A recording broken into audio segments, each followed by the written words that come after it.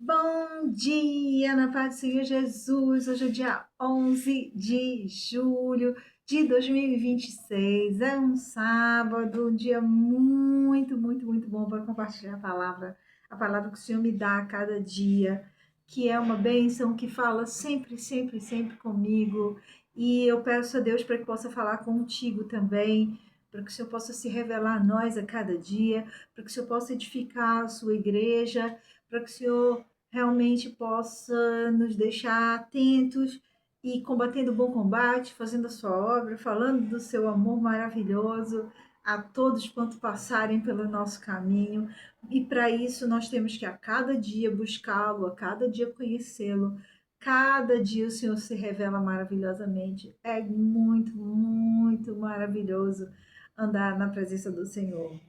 E é minha oração e minha leitura que eu faço todos os dias, e que o dia mais oportuno para compartilhar é o sábado, e para mim é uma alegria muito grande poder compartilhar. Amém? Essa leitura falou muito comigo, e let's go. Ela está em Hebreus, pronto, o livro de Hebreus é uma carta, na verdade, aos Hebreus, aqui é Novo Testamento, a parte das epístolas, e a carta aos Hebreus foi escrita por, se eu não me engano, não é definido aqui quem é que escreveu, mas entende-se que foi Paulo. Acho que é isso. Ela não é uma carta assinada por Paulo, mas entende-se que foi Paulo. É isso.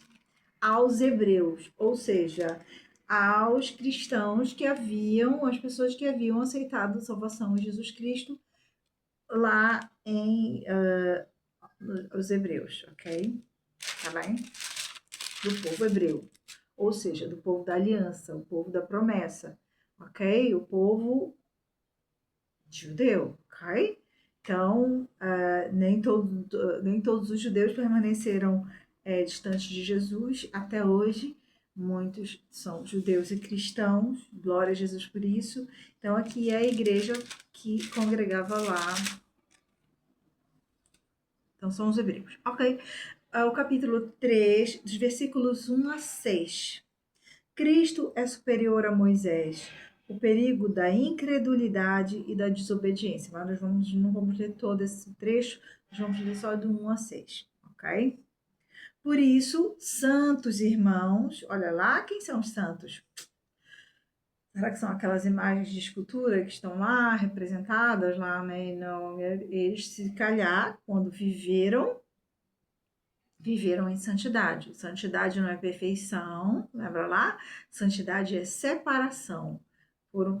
Nós somos separados para a glória do Senhor. Eu esqueci de orar, vamos orar? Obrigada, Senhor, pela oportunidade, ó maravilhoso Deus, de compartilharmos a Sua palavra. É uma alegria, um privilégio enorme nós podemos falar do Teu nome, Jesus. E é somente por Ti, porque o Senhor é amor, se entregou naquela cruz maravilhosamente, que nos dá nesse momento acesso ao Seu trono de glória. E, Senhor, o que eu te peço, Senhor, junto com esse meu amigo, com esse meu irmão, é que o Senhor possa nos ungir com Teu Santo Espírito, venha falar conosco, nos edificar, nos confortar, nos consolar, nos converter para o seu maravilhoso reino da sua glória, em nome de Jesus. Amém. Amém. Tá. Então, de novo. Por isso, santos irmãos, ok? Ainda não morreram, ainda não tiveram que morrer para sair daqui desse mundo, para poder ser considerados santos, tá bom? Nós somos santos desde aqui, a partir daqui. Não é perfeição, é separação. Nós somos separados para a glória do Senhor. Nós somos separados para seu louvor. Nós não precisamos praticar o que o mundo identifica como o normal, como o usual, como o que toda gente faz. Nós temos um chamado e temos um senhorio. E esse senhorio vem para nós, e o Senhor fala conosco através da sua palavra, da unção do seu Santo Espírito, e nos guia no caminho que devemos andar para a glória do seu nome. E isso é para quê? Para que nós possamos testemunhar até que o Senhor venha. É complicado? Não, é simples. E todos aqueles que receberam, que realmente creem de todo o coração na maravilhosa salvação em Cristo Jesus, no seu sangue santo vertido por nós, e que coloca uma posição como Senhor da sua vida, e que tem alegria nele aqui nessa terra, a partir daqui, ok? Nós fazemos ou não fazemos, não é por força nem por religiosidade, nós fazemos ou não fazemos porque nós temos alegria em adorá-lo, em servi-lo, em viver, em sentir a comunhão com ele. E essas pessoas vão estar eternamente com ele, ok? Mas não, eu gosto mais mesmo é das coisas que, mesmo a Bíblia condenando, é o que eu mais gosto de praticar. O Senhor não vai impor a sua presença santa, santa e maravilhosa aqui. E quem vai viver eternamente com ele são os que realmente o buscaram e têm prazer nele aqui, ok?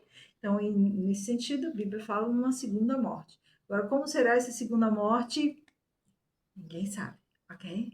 Ninguém sabe se a segunda morte de uma pessoa que simplesmente não tem prazer nas coisas de Deus, tem prazer nas coisas que existem no mundo, vai ser semelhante à segunda morte, por exemplo, de um político corrupto que, através das suas práticas, muitas pessoas sofrem, pessoas morrem por causa da sua corrupção e da sua negligência com aqueles aos quais ele deveria proteger, aos quais ele deveria representar.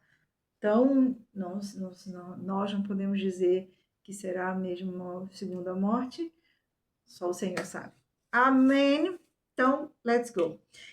Por isso, santos irmãos, que participais da vocação celestial, olha lá, vocação celestial, participante da vocação celestial, considerais atentamente o apóstolo e sumo sacerdote da nossa confissão, Jesus.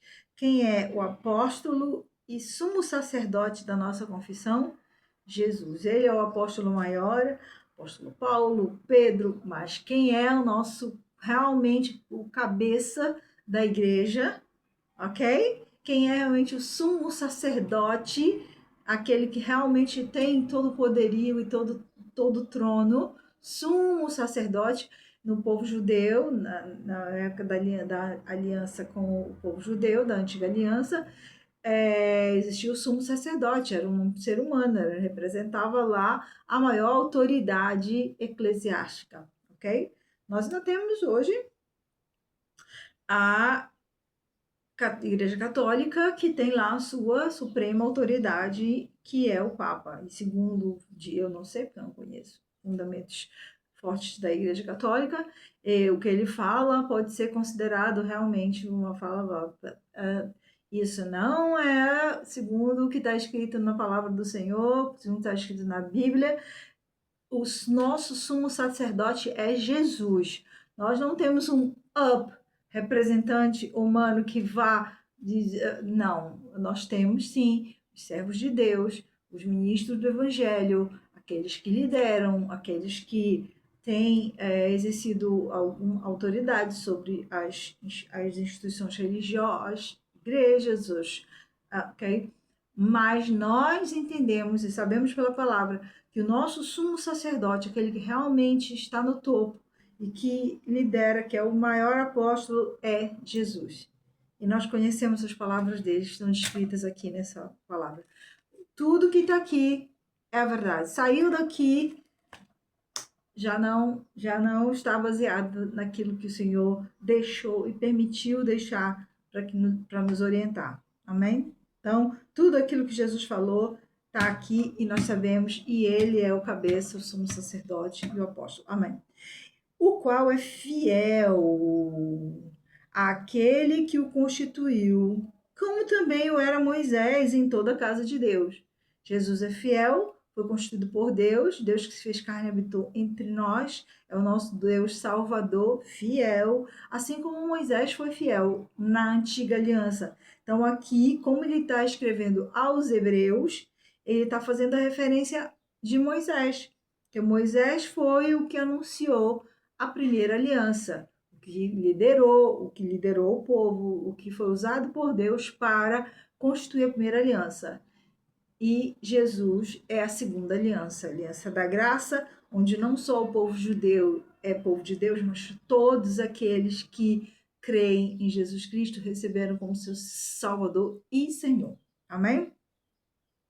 Casa de Deus. Jesus, todavia, tem sido considerado digno de tanto maior glória do que Moisés, quanto maior honra do que a casa tem aquele que a estabeleceu. Por quê? Porque Jesus é Deus. Jesus é o Deus que se fez carne e habitou entre nós. Então, muito mais gloriosa é a segunda aliança e o representante da segunda aliança do que a primeira aliança, que foi Moisés, foi um enviado de Deus para aquele momento, aquela situação, aquele povo.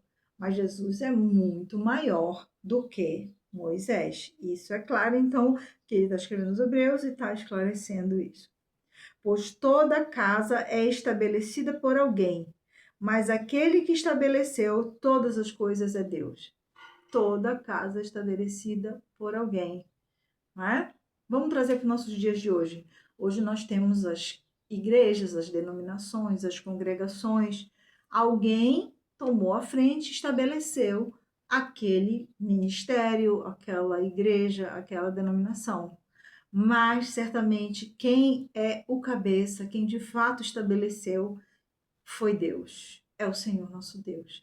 Foi Ele quem estabeleceu aquela casa, acima de qualquer homem, acima de. Por isso, nós devemos honrar essa palavra e nada além dela, nada além, nada quem. Tudo que está aqui escrito é o que o Senhor deixou para nós. E Ele é o maior e foi Ele que estabeleceu todas as casas.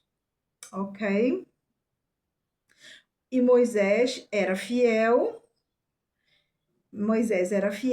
em toda a casa de Deus, como servo para testemunho das coisas que haviam de ser anunciadas. Moisés era fiel para testemunho das coisas que haviam de ser anunciadas. Ele foi fiel na antiga aliança e foi fiel naquilo ao qual ele foi chamado. Cristo, porém, como filho, Cristo tem uma posição muito superior, não é? Em sua casa, a qual casa somos nós, se guardarmos firmes até o fim a ousadia e a exultação da esperança. Jesus é o Filho que estabeleceu a casa, e a casa é uma estrutura física, é uma instituição religiosa. A palavra de Deus diz que não, que a casa do Senhor somos nós. O Espírito Santo de Deus, ele habita em nós. Através de Jesus, quando a mulher samaritana perguntou, lembra lá, onde devemos adorar? Perguntou Jesus, mestre, onde devemos adorar? Quando ela o reconheceu como profeta, ela o reconheceu como profeta. Então ela perguntou onde devemos adorar. Jesus disse, o tempo chegou em que os verdadeiros adoradores adorarão em espírito e em verdade. Nosso espírito está aqui, nós vamos buscando ao Senhor já várias vezes, né? O Espírito de Deus é excelso, está aqui, nós vamos buscando e o Senhor faz morada em nós. Então, nós somos a casa do Senhor através do seu Santo Espírito. Amém? Somos nós, se guardarmos firmes, até quando? Até hoje? Até amanhã? Até semana passada? Ah, não, hoje eu estou plena no Espírito Santo de Deus, eu sinto o som do meu Senhor. Hoje eu estou preparada para cumprir o meu chamado, para glorificar o nome do Senhor na minha vida, mas amanhã eu não sei. Ah, aqui a palavra de Deus diz: firmes até o fim. A palavra de Deus diz que o Senhor não tem prazer naqueles que se afastam e depois seguem não participam do seu glorioso reino. Então nós devemos seguir até o fim. É diariamente, a busca é diária. Aqueles que seguem firmes até o fim, a ousadia e a exultação da esperança. Por que ousadia e exultação? Porque, meus irmãos, só e somente se nós tivermos a convicção do Santo Espírito de Deus, porque a nossa alma humana, ela é falha, ela é fraca. E se nós agirmos segundo a nossa alma humana, o fruto não vai ser bom, né? Nós devemos agir na unção do Espírito Santo de Deus, com ousadia e com exultação da esperança. É a ousadia da palavra, é a ousadia do ministério, é a ousadia de você encontrar alguém e chegar para essa pessoa e dizer: olha, sabia que o Senhor te ama profundamente, sabia que o Senhor tem um propósito maravilhoso para a sua vida, sabia que a partir do momento em que o Senhor permitiu que a sua vida viesse ao mundo, você é um amado dele e você tem um propósito que ele quer cumprir através da sua vida, que tu tens um Deus amoroso que te ama maravilhosamente. Então, é a ousadia da pregação do Evangelho, a ousadia do compartilhamento da verdade do Senhor, que é só a unção do Espírito Santo de Deus e nos dá com exultação da esperança. Meus irmãos, a vida cristã sem a unção do Espírito Santo de Deus, não existe a exultação da esperança, porque só quem nos dá convicção real, pura, transparente, sincera de salvação, a alegria de salvação é e a presença do reino de Deus na nossa vida é só o Espírito Santo de Deus. Então nós devemos permanecer firmes e até o fim, e a ousadia e a exultação da esperança. Essa esperança é aquilo que o Senhor tem prometido para nós, que nós de alguma forma já podemos vivenciar agora, a partir de agora, mas só através da unção do seu Santo Espírito. Se for pela nossa própria força, nós não conseguimos. Se for pela nossa religiosidade, nós não vamos ter essa exultação e essa ousadia. Nós podemos até ter um preparo psicológico, né? Existe muito coach e etc, blá, blá, blá, mas nada se compara à presença do Espírito Santo de Deus. Amém? Então, glória a Jesus, essa passagem é maravilhosa, falou muito, muito, muito comigo. Como sempre, a palavra de Deus fala muito, muito, muito, muito comigo. Nós somos a casa do Senhor e nós congregamos numa instituição, em um grupo de irmãos, numa casa física, porque nós somos a igreja de Cristo. Nós estamos ali para compartilhar a palavra do Senhor, para ser um local onde as pessoas vão buscar a presença, a palavra, a verdade do Senhor, vão crescer na fé, vão compartilhar um mesmo momento, vão glorificar o Senhor juntos. Amém? Para a glória do nome do Senhor. Amém? E essa casa não foi construída por homens, essa casa é construída pelo Senhor, através da vida de cada um de nós, quando o seu Santo Espírito habita em nós. Amém? Então, glória a Jesus. Vamos orar? Obrigada, Senhor. Obrigada, Senhor, porque, uau, é tão maravilhoso lhe adorar e lhe servir. E o Senhor se revela cada dia a nós. Sim, Senhor. Traga, Senhor, para perto de nós. Esse é um pedido que eu clamo ao Senhor e eu creio que o meu irmão que compartilha comigo também. Traga, Senhor, para junto de nós aqueles aos quais o Senhor quer falar, quer sarar, quer edificar, quer salvar. Em nome de Jesus, nos capacita para cumprir o teu chamado até que o Senhor venha. Ora, vem, Senhor Jesus, em nome de Jesus.